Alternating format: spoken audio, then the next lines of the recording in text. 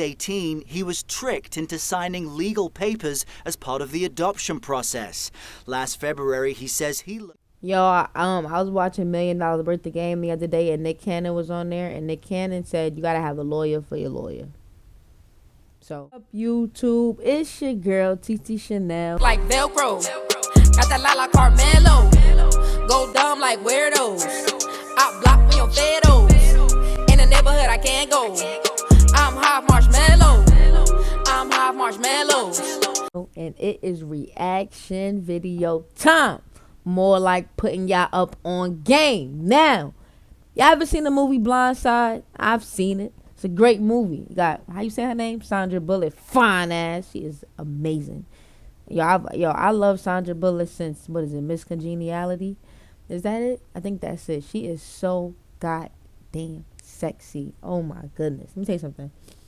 Don't nobody look better than Beyonce. But I have a top 3 that if I had to choose other than Beyonce, and believe it or not, Sandra, sexy ass, is in there. And that's the reason why I seen the movie The Blind Side. Now, if you don't know what The Blind Side is about, I'm going to give you a little quick story on what the movie is about. It's about this white family who adopts this black homeless kid. Well, in the movie, they adopt this black homeless kid. He ended up being this talented football player down the line.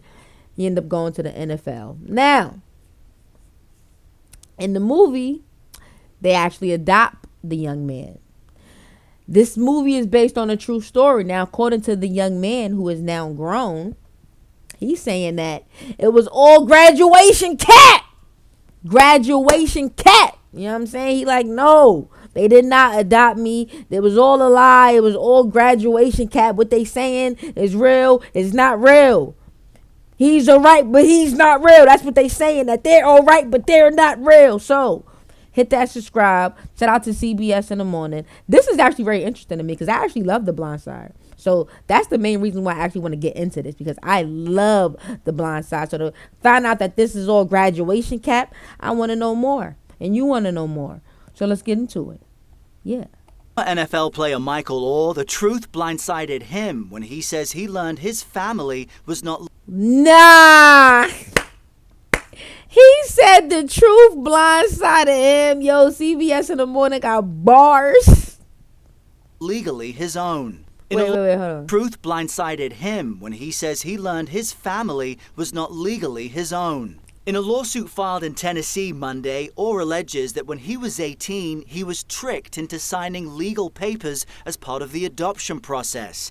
Last February, he says he learned they were conservatorship papers, granting Leanne Toohey and Sean Toohey guardianship, which means, quote, ultimate control of all his contracts, while providing him no familial... Yo, I was watching $1 Million Birthday Game the other day, and Nick Cannon was on there, and Nick Cannon said you gotta have a lawyer for your lawyer. So I'm just giving that free game to y'all. If you didn't watch the interview, you got to have a lawyer for your lawyer. ...your relationship with the Tooheys. But now Oher is suing to end the conservatorship, bar the Tooheys from using his name and likeness, and what he says is a share of the money they earned from his story. We want to know if you would like to become part of this family.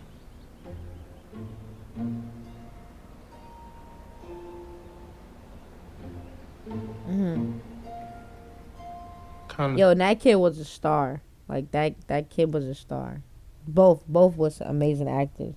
But the little boy, he was a star, man. He killed that movie. He was amazing acting. Thought I already was.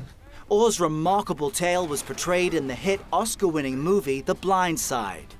You protect his blind side. When you look at him, you think of me. The then teen, who had an unstable home life, Look at Sandra, fine ass, was taken in by Leanne Toohey, played by Sandra Bullock, and her family before starring in college football and the NFL.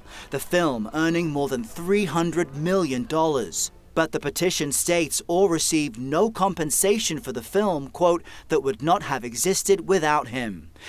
Damn, this movie came out in 2009. You just not realizing you didn't get your money? Nah, something ain't right. Meanwhile, the Tooheys and their children allegedly received hundreds of thousands of dollars. Oher has long questioned Damn. his portrayal in the film. I think it took away the hard work and the dedication that I created from a child, and going to school in the 3rd grade, getting myself up. First one in the locker room, last one out. And I think the biggest for me is, being portrayed not being able to read or write. The Tuohys have continued to publicly refer to Oher as their adopted son. Attorney and conservatorship expert Christopher Melcher. In these conservatorship abuse cases, there's a position of trust where one adult gives over this power to the other adult, believing that they have their best interests at heart or not even understanding what they're signing.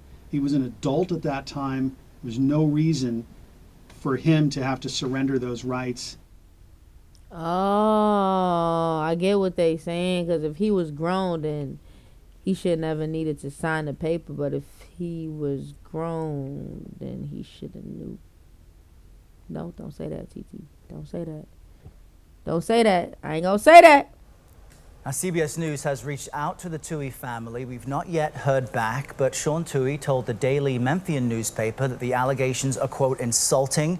He says the family didn't make much money off the movie and that the family is devastated by this lawsuit. He also added that he would end the conservatorship if that's what Oher wants. And we should say, Michael said in a statement, quote, yes, that's what he wants. Why do y'all even still have him on that? quote, I will let the lawsuit speak for itself and will offer no further comment. But a real surprise here. It does sound like. Damn. Oh, look, and this is a whole interview with it. Shout out to Jim Rome. He is a Super Bowl champion, a first-round NFL draft pick. Michael joins us here in studio. Mike, how you doing, man? I'm doing great. Thanks for having me. Yeah, my Really pleasure. Appreciate it. Yeah. My pleasure. First, football question. You played under Hugh Freeze.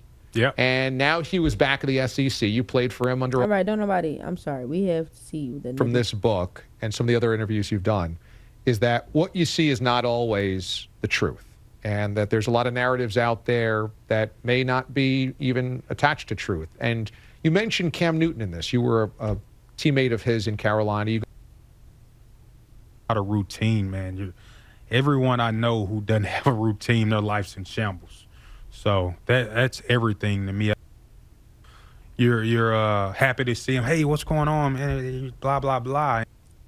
It leads to poor academics in the classroom, behavior problems.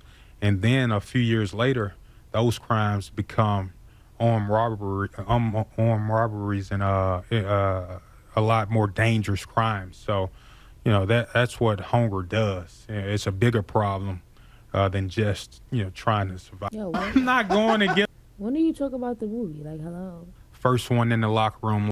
Okay, here you go. In grade, I was doing plays in front of the school. And I think that's one of the, when you go into a locker room and your teammates don't think you can learn a playbook, that weighs heavy on someone. And you have to understand, I understand that the movie has given me a position. I'm honored to have the position it's given me, but you have to understand, before I moved in with the family, I was an All-American. That's what I want the generations behind me to see in this book right here, to understand that you don't have to have someone save you and rescue you to go out and be successful. You got every tool in you. And this book right here is a playbook on life. Looking yourself in the mirror when I was 11, 12-year-old kid, telling myself, hey, everyone around you is in an even worse situation that you're in. So you're going to have to get up and do this thing yourself, and developing a routine right then when I could have given up at 11, 12-year-old, as an 11 to 12-year-old kid. So that's what I'm trying to paint the message in this book right here. And looking through everything that I went through and finding a positive in it. And it wasn't that you don't have gratitude to the family that took you in. That's really very not the grateful. message. Very grateful for Okay, now we're getting down to the rice and beans. every family that helped me throughout this journey. It's a lot of people that deserve a lot of credit. For me, I want to show the young people and everyone behind me that, hey, you deserve some credit for your hard work. You can get it done, and that's really the goal. So for those that don't know, you grew up in a really difficult situation. No one in your family had aspired to really have a career. Many didn't want a job. The people that you were around didn't have anything to do most days. Poverty, homelessness, the projects in Memphis. You were just surrounded by a culture of there's really nothing to life. There's no way out. But you somehow figured out that you needed to see something else. I think you described it as like standing in front of an ocean when you walk to the edge of the projects, that there was a whole something out there that you had no idea about. How'd you gain a perspective in a cycle that usually doesn't allow that? I think I was blessed with being on the streets from the time I was 3 years old, in and out of foster care from 3 to 10, on the streets for a year. You were blessed. Yes, on the streets for. Yeah, I get that, because that comes from. I say I'm glad I went through what I went through, because it made me who I am today. If I ain't go through what I went through, I wouldn't probably never be monetized. So, all right, I'm gonna keep y'all updated on this topic. All right, so hit that subscribe. I'm out.